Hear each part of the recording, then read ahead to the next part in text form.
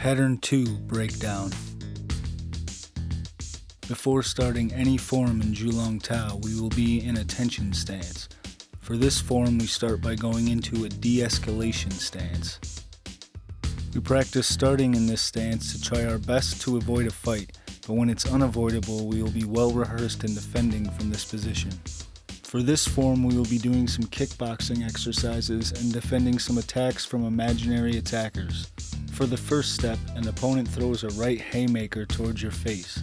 You step left foot forward to a fighting stance with a left triangle block. Then you immediately throw a right cross to their face. Then the opponent throws a low right roundhouse kick at your thigh and you perform a left shin block. Then immediately throw a left jab to their face, then a right uppercut to their ribs.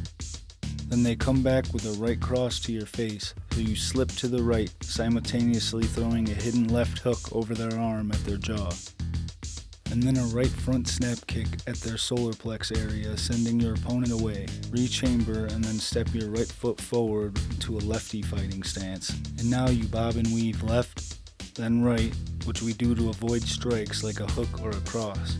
Now with your opponent back up, you bob and weave to the left and throw a left uppercut to their ribs, and then bob and weave to the right and throw a right uppercut to their ribs. And now that opponent is done and another left-handed opponent comes and throws a left haymaker at your face, and then you triangle block with the right and throw a left cross at their face. Then they throw a low left roundhouse kick at your thigh and you use your right shin block, followed by a right jab to their face and a left uppercut to their ribs.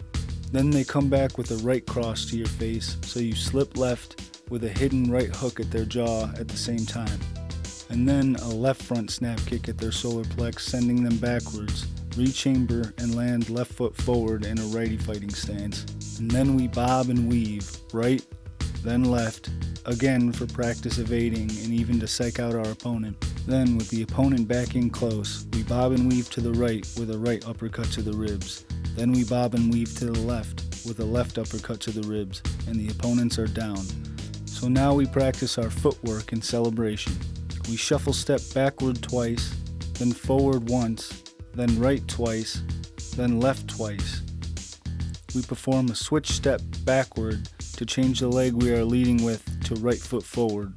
Now again we shuffle step forward once, then backward twice, then left twice, then right twice.